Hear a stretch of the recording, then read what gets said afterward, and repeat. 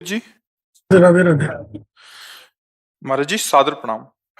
महाराज जी अध्यात्म की तरफ चलते चलते अचानक मन विचलित सा हो जाता है, उल्टे से ख्याल आते हैं, नकारात्मक ऊर्जाएं उत्पन्न सी होती हैं महाराज। हाँ, वो चूंकि संसार का मनोरंजन उसको प्रिय लगता है, मन को मनमानी आचरण करना उसको प्रिय लगता है। उसकी गलती नहीं है, हम जहां उसको लगाते हैं वहीं वो राजी होने लगता है। अब जैसे अध्यात्म मार्ग में लगा रहे हैं तो इसमें जहां जहां वो लगा रहा है उसके विरुद्ध बात है।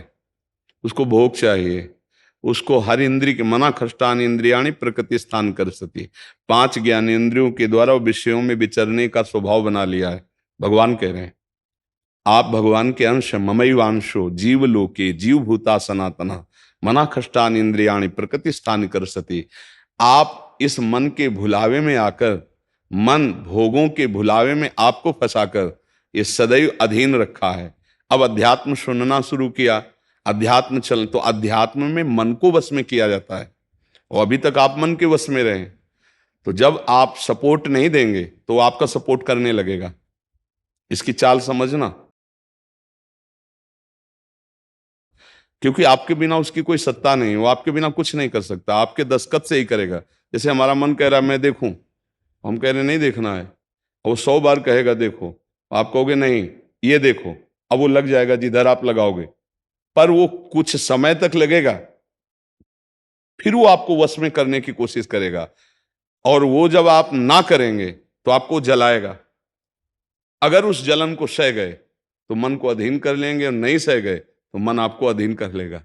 ये खेल चल रहा है। प्रायः सब मन के अधीन ही होते हैं।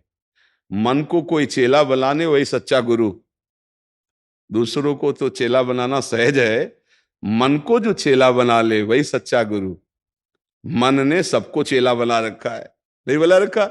जैसा कहता है वैसे ही करना पड़ता है। और बड़ा बात यह है कि मन को हम जैसा कहें शास्त्र आज्ञा से वैसा चला ले, सो महात्मा, वही गुरु, वही भक्त। नहीं तो भाई भेष चाहे जो हो, पर मन के अधीनता से मुक्त होना बहुत कठिन होता है। कोई बिरला मन को अधीन करके भगवान की प्राप्ति करता है। तो आप लोग उसी बिरले में हैं, क्योंकि अगर सत्संग मिल रहा है, साधु संग मिल रहा है और अध्यात्म की बातें सुन रहे हैं, अध्यात्म में चल रहे हैं, तो हम ये नहीं कह सकते कि हमारे ऊपर भगवान की कृपा नहीं। कृपा है, पर हमें विचलित नहीं होना। कम से कम ये बात आप स्वीकार करते हैं कि कभी कभी वो हमको गिराने की कोशिश करता है, अर्थात आपका बहुत सहयोग देने लगा है। तो एक समय था कि हम पूरे उसके अधीन थे, आज है कि आधा आधा हो गया है। आधा वो हमारे अधीन हो रहा है और आधा अपने अधीन करना चाहता है। तो चढ़ाई और चढ़ते जाओ, उसके पॉइंट कम करते जाओ, अपने पॉइंट बढ़ाते जाओ कि अब 60%, अब 65%, अब 70%। फिर जिस दिन 100% तो तुम्हारे अधीन हो गया, उसी दिन भगवान के आनंद का जो स्वरूप है वो प्रकाशित कर देगा। अब ये लड़ाई बहुत जोर की है, छोटी मोटी लड़ाई नहीं है। वो छोटा मोटा शक्तिशाली नहीं, बहुत शक्तिशाली है। क्या? आपको सपोर्ट देगा, राधा राधा राधा, फिर धीरे से आपके सामने रखेगा। देखो इतने दिन जब करते हुआ कोई सुख तो नहीं मिल रहा, इसको भोगो, अभी आनंद आ जाएगा। और देखो ये भोग आपके पास व्यवस्थित है, देखो ना, अभी आनंद आ जाएगा। अच्छा, अब रुका राधा नाम, अब वो उस भोग में ले गया। अब राधा नाम जपना चाहोगे तो अच्छा नहीं लगेगा, अरुचि, वो अपने अधीन करता चला जाएगा। कोई विवेकवान गुरु कृपा पात्र इसकी ये चाल समझ जाता है, अरे अरे मुझे तो पुनः फंसा रहा है, गिरा रहा है, नहीं नहीं नहीं, राधा राधा राधा राधा राधा राधा राधा राधा राधा, तब बचा जा सकता है। ले ये बहुत प्रवीण है मन, बहुत फुसला के फंसाता है। ऐसे ये फंसाता है कि देखो देख लेंगे, छुएंगे थोड़ी, नजदीक पहुंचा जिस विषय का, छू लेंगे, कुछ होगा थोड़ी। और धीरे धीरे धीरे वो तुम्हें लगेगा कि यार गलती हो गई, ऐसा क्यों हो गया, ऐसा यूं हो गया कि उसकी चाल को नहीं समझ पाए हम, उसकी चाल को नहीं समझ पाए। हर एक इंद्री के साथ ये जुड़ा हुआ है। ये सुन लेंगे, ये देख लेंगे, ये छू लेंगे, ये भोग लेंगे। इन्हीं इंद्रियों के कारण हमें परमात्मा प्राप्ति नहीं हो रही। यही इंद्रियां भोगों में फंसाए हुए हैं और उसका मुखिया ये मन है। और ये बहुत चतुर मंत्री है आपका मंत्री। पर ऐसा समझ लो कि भोला राजा और चतुर मंत्री, तो उसकी दुर्दशा कैसी होती राजा की। जो सलाह देता है वैसे ही कर देता है और फंसता चला जाता है। और मंत्री अपने को बलवान बनाकर केवल नाम मात्र का राजा उसको बनाए हुए सारा काम वही कर रहा है। देख लो आप, नाम मात्र के आप जीवात्मा भगवान के अंश हो, सारा काम वही मन कर रहा है। हमारा मन कर रहा है आज ये खाएं तो हम खाएं, नहीं, ये मन की मांग है, तेरी मांग नहीं है। लेकिन ऐसा कौन भेद पैदा कर पाता है। अब मेरा मन कह रहा है आज ये देखा जाए, तो अब भाई देखा जाए। मेरा मन कह रहा है, तो कभी कभी मन अच्छा सपोर्ट करता है। जैसे आपको मन ने ही कहा चलो चलते हैं सत्संग में, बाबा के पास बैठते हैं वृंदावन में, तो अच्छा सपोर्ट दिया ना। वो सपोर्ट ना देता तो आप नहीं आ पाते। बस इसको अच्छे सपोर्ट के पॉइंट में लगाते रहो। और जब बुरा सपोर्ट करे उस समय सहना बहुत कठिन होता है। अगर मन ने ठान लिया कि अब ये करना है और आपने कह दिया ना, तो आपको जलाना शुरू करेगा। और उस जलन को जो सह गया, यम ही न व्यथ्यन्ते ते पुरुषम पुरुषर्षव सम दुखा सुखाधीरम स्वमृतत्वाय कल्पते, उस जलन को जो सह गया सो भगवान को प्राप्त करने की सामर्थ्य रख लेता है। बहुत कठिन है मन की जलन को सहना। बाहर के थप्पड़ सह जाना सही, लेकिन मन के थप्पड़ सहना बहुत कठिन, सबको गिरा देता है। इसका बहुत विचित्र बल होता है और इससे बचने का केवल एक उपाय है, नाम जब न छूटे और ये स्वीकार मत करो कि मुझे चाहिए। जैसे मन कह रहा है आज उस होटल में चलते हैं, अब रसेंद्री और मन एक हो गया है। अब आपको लगता है मेरी मांग है, तो बोले भाई आज मेरा मन कह रहा है यही, आज मेरा मन कह रहा है कि आज उस होटल का भोजन होना चाहिए। अरे तेरा मन कह रहा है, तू खुद कह रहा है, अब उसमें निर्णय करो सही है कि गलत। अगर गलत लग रहा है इसकी चाल तो आप मत जाओ। घर में रोटी दाल बनाओ, इसको अच्छा नहीं लगेगा, ये 100 बार कहेगा नहीं नहीं, तो आपको नहीं भाई आज तो यही खाना पड़ेगा। कल भले विचार करेंगे, कल विचार करेंगे आपकी बात पर आज नहीं, आज तो ऐसे बस में करना होता है। एक साधु के मन में आई कि खीर मिले, बहुत दिन से नहीं मिली, मन है कभी कुछ भी सोच सकता है, बहुत व्याकुलता हो गई, बस खीर खीर खीर। तो एक भगत के यहाँ गए, 10-5 गाय भैंस बंधी थी।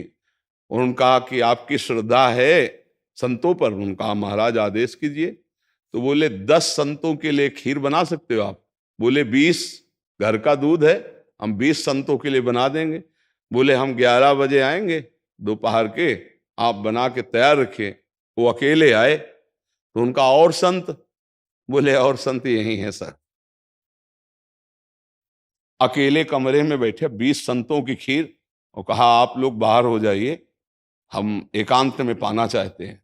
वो पाए तो भाई 20 संतों के लिए खीर बनी, मतलब 20 पेट भर जाए। तो अब पाए, फिर एकदम यहां तक हो गए तो उल्टी हो गई, फिर मिलाया उसी को।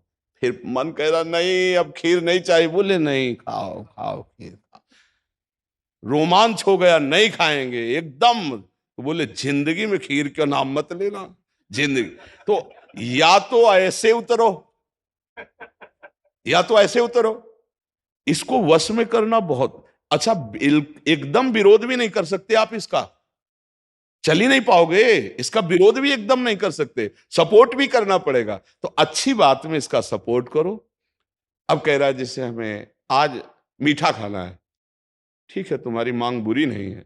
गए किसी अच्छी दुकान से लिया, ठाकुर जी को भोग लगाया, पाली, तो उसका सपोर्ट हो गया। अब वो बुरी बात कह रहा है, अब नहीं मानना है। उस समय जो जलन उसे सह जाओ, बस यही साधना का है। मन को अगर अधीन कर लिया तो बात बन गई। एक हम बार बार सुनाया करते कि मन मारिया तन बस में की ना, हुआ भरम सब दूर, बाहर से कछ दिखत नाई, अंदर चमके नूर। आपो त्याग जगत में बैठे नहीं किसी से काम, उनमें तो कछु अंतर नाई, संत कहो चाहे राम। वो गृहस्थी में भी है। आप एक पत्नी व्रत लिए हुए, धर्म से आप चलते हैं, दूसरी किसी माता बहन की तरफ गंदी दृष्टि नहीं, धर्म से धन कमाते, परिवार का पोषण करते, नाम जब आप महात्मा है, आप सतमार्ग के पथिक हैं, क्योंकि आप अपने प्रवृत्ति धर्म से चल रहे हैं और एक निवृत्ति में अपने धर्म से चल रहा है, तो वो महात्मा है। ऐसा महात्मा का मतलब केवल वेश से नहीं होता, महात्मा का मतलब उस लक्षण से होता है। अगर आप भागवतिक लक्षण से हैं तो आप भक्त हैं, आप वैष्णव हैं, आप महात्मा हैं। तो मनुष्य जीवन का परम लक्ष्य है मन को अधीन करके परमात्मा प्राप्ति करना। अगर मन अधीन नहीं हुआ तो परमात्मा प्राप्ति में बड़ी बाधा खड़ी हो जाती है। नाम जप करते रहो, धीरे धीरे वो बल आता रहेगा नाम जप से कि आप मन को अधीन कर लोगे। नहीं तो पीछे वाले बैच में यही कह रहे थे कि जितनी जेल भरी है ये सब मन से ही भरी है। नहीं बोले ऐसा क्यों किया? बोले मन ने कह दिया, आप क्या करें, हम तो कहते थे नहीं करना, पर इस मन ने फंसा दिया, तो अब बोले 20 साल की सजा, अब भोगो जेल। मन की एक हरकत ने पूरा जीवन बर्बाद कर दिया, मन की एक हरकत ने फांसी पे चढ़वा दिया। वही मन की तो हरकत है। तो हमें लगता है बहुत होश में रहा जाए, ये जो मंत्री है सलाहकार मन, इस पर नजर रखी जाए कि इसकी गलत सलाह पे दस्तखत ना करो। और अगर आप स्वीकृति नहीं देंगे तो कुछ नहीं कर पाएगा, पक्का समझना। आपकी स्वीकृति से ही होता है जो कुछ होता है। आप जहां कह देते हैं कि चलो अच्छा ठीक है, बस फिर आपकी कोई गम नहीं है, वो आपसे करवा के मालेगा। इतना बलवान मन है, बड़े बड़ों से करवा लेता है। आप तो मान लो गृहस्थी में हो, जिसने आजीवन भगवान का मार्ग चयन किया है उसको भूल में डाल देता है, गलत मार्ग में ले जाता है। आप तो गृहस्थी में मान लो आपसे चूक होना स्वाभाविक है, क्योंकि प्रपंच माया प्रपंच में जिसने जीवन भर के लिए नियम लिया है उससे भी चूक करवा देता है। बड़ा विचित्र मन है। हाँ, अगर मन कहीं अधीन हुआ है तो भगवान का आश्रय लेकर और विवेक के द्वारा इसे अधीन किया जाता है। और विवेक ये बाजार में मिलता नहीं है, ये सत्संग से मिलता है। जैसे आप सुन रहे हैं, बिन सत्संग विवेक न होई और राम कृपा बिन सुलभ न सोई। सत्संग होता है भगवान की कृपा से और सत्संग से मिलता है विवेक, और विवेक से मन का शासन निर्णय किया जाता है। तू गलत सलाह दे रहा है और मेरी मांग नहीं तेरी मांग है, मैं इसको रिजेक्ट करता हूं, नहीं पास करता हूं। बस वो कुछ नहीं कर पाए। पर इतना ज्ञान नहीं रहता भैया, जहां वो मन से आज गरम गरम कचौड़ी दाल की हो और फिर चटनी हो, फिर अब आप खोज करोगे कहाँ बन रही है, हम खरीद के खाए। मन ऐसे फंसा रहा है। आप देखो ना, अपने घर में सब भोग सामग्री है, लेकिन जिनका मन, जो भजन नहीं करते, जो सत्संग नहीं करते, उनका मन गंदे आचरणों में फंसा है। घर में वो सब भोग सामग्री है, धर्म पूर्वक भोग करके वो भगवान को प्राप्त कर सकते थे, लेकिन वो अधर्माचरण, कलह, अशांति घर में है और उनका मन कहां ले जाता है, गंदे गंदी जगह उनको फंसाए। ये मन की चाल है। आपके घर में है, धर्म पूर्वक भोग सकते हैं, लेकिन आपसे अधर्म करवाता है, पापाचरण करवाता है। आप विचार करो क्या है इन शरीरों में, क्या है या उन भोगों में क्या है। कितना भोगोगे, चाहे जितना भोग लो, कभी तृप्ति होने वाली नहीं। और धर्म से चलोगे तो एक दिन इनसे निवृत्ति हो जाएगी, तृप्ति तो नहीं, निवृत्ति हो जाएगी और आप प्रभु को प्यारे, प्रभु के प्रियजन बन जाएंगे। यही मनुष्य जीवन का लाभ है कि हम कमाई करने आए धर्म की, पुण्य की, नाम की, भगवान का नाम जप करके मंगल करने की, पर ये दिमाग में नहीं रहता और यही लगता है जितना धन हो जाए, जितनी भोग सामग्री हो जाए, खूब भोगे, मौज से जिए। पर अधर्म आचरण करने वाला कभी मौज से नहीं रह सकता। ये शब्द याद रखो, चिंता, भय, शोक, घबराहट और दुख, ये उसको कभी छोड़ेगा नहीं जो पाप कर्म करता है। अचानक बेमतलब की कल्पना भय की सवार रहेगी और धीरे धीरे वो मन डिप्रेशन में पहुंचने लगता है। क्यों? क्योंकि पापाचरण हो जाता है। और घर के किसी व्यक्ति से ठीक से बात नहीं करेगा। क्यों? अंदर से डिस्टर्ब हो चुका है। ये क्यों हुआ? बोले पापाचरण से हुआ। आज बहुत ज्यादा लोग डिप्रेशन में जा रहे हैं, बहुत ज्यादा लोग। इसका कारण जानते हो क्या है? यही मनमानी आचरण।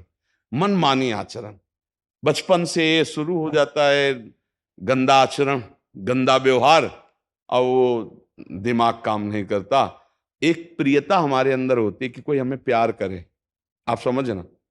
एक हमारे अंदर प्रेम की मांग होती है कि कोई हमें प्यार करे।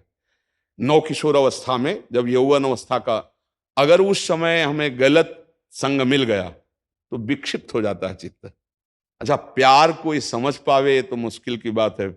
प्रेम का निर्वाह तो सिर्फ भगवान करते हैं, या भगवान प्रदत्त ऐसा कोई दे दे जो प्रेम का निर्वाह करे।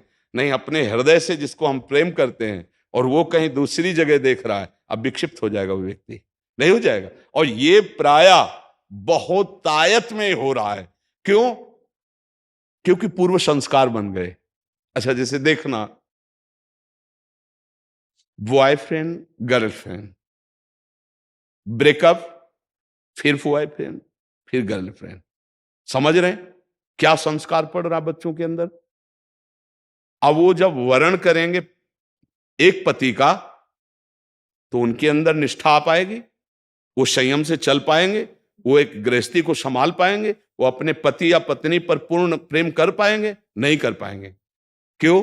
क्योंकि आदत खराब हो चुकी, संस्कार खराब हो चुके। अब ये हमारे समाज में ज्यादा फैल रहा है, नहीं फैल रहा है। अब जहां मन को संयम में लाने की बात आती है, वहां मन को तो हमने पहले ही रद्दी कागज बना दिया, पहले ही हमने उसको गंदा कर दिया। अब कैसे हो सकता है? गृहस्थी बहुत पावन मार्ग है, कोई ऐसा नहीं है। मान लो पवित्र शरीर दोनों के हैं और फिर धर्म से ग्रहण किया गया, तो वो फिर एक अच्छी गृहस्थी बनती है। अब पहले ही, इसलिए भाई बहुत संभालने की जरूरत। आप तो बड़े भाग्यशाली जो अध्यात्म में इस बात को समझ रहे, नहीं तो आज हमारा समाज थोड़ा गलत रास्ते की तरफ जा रहा है, गलत मार्ग है जिसको कोई समझ नहीं रहा। हमारे नवीन नवीन बच्चे, नवीन नवीन बच्चियां, नवीन नवीन भाई इस भूल में फंस गए कि ये सुख है और ये भोगना मतलब जीवन का लाभ है। नहीं नहीं नहीं, इसको धर्म के अंतर्गत रखा गया। देखो, हमारे शास्त्र में 4 पुरुषार्थ रखे गए: धर्म, अर्थ, काम, मोक्ष। काम कहां है? तीसरे नंबर पे है। पहले में क्या है? धर्म। और आखिरी में क्या है? मोक्ष। जो धर्म से चलता है, धन धर्म से कमाता है, धर्म से काम भोग करता है, वो मोक्ष को प्राप्त हो जाता है। आज 2 बातें हट गई, पहली और आखिरी। धर्म और मोक्ष हट गया, अब अर्थ और काम रह गया, नहीं रह गया। बस यही पशुता बढ़ती चली जा रही है। अब ये संतों की बातें कड़वी लगेंगी समाज को, लेकिन भैया बहुत गलत रास्ते में अपने लोग जा रहे हैं। इससे लौटना अभी संभव है, अभी लौटना संभव है। अगर कदम आगे बढ़ते चले गए तो आप लौट नहीं पाएंगे। आप देखो, हमारे नवीन बच्चों में बहुत डिप्रेशन की ये बात आती चली जाए। क्यों? विक्षेप पे विक्षेप पड़ रहा है। अब वो उससे आसक्त है, वो ब्रेकअप हो गया, अब उसका दिमाग पे जो भार पड़ा वो पूरे जीवन की जीवनी शक्ति को नष्ट कर रहा है, चाहे बच्चा हो चाहे बच्ची हो। मतलब कई ऐसी समस्याएं प्रकट हो रही हैं जो अपनी बात कह नहीं सकते हैं और अंदर ही अंदर वो अपने को खोखला कर लेते हैं। हमें लगता है कि माता पिता को, परिवार को इन समस्याओं से, बच्चों से जुड़कर उनको हटाना चाहिए, उनको शिक्षा देनी चाहिए, उनको ऐसा मित्रवत बल देना चाहिए जिससे उनकी मानसिकता उभरे। अगर ये छूट बनी रही, इसे कहा जाता है दोस्ती, लेकिन भारी दुश्मनी फैल रही है, भारी हमारे जीवन का नाश करने वाली वृत्तियां फैल रही। तो इसलिए इससे बचा जाए और नाम जप किया जाए। अगर मन को छूट मिल जाए तो नरक पहुंचाने की पूरी व्यवस्था कर देगा। मन को छूट मिल जाए तो भारी से भारी अपराध करा देगा और जलाता रहेगा। इसलिए मन को छूट ना दी जाए, और मन को छूट ना दी जाए इसके लिए जो चाहिए विवेक, वो सत्संग सुना जाए, और जो बल चाहिए वो नाम जप किया जाए। नाम का बल और सत्संग का विवेक, ये 2 ही बचा सकते। साधन को हरि भजन है, कै सत्संग सहाय। जी।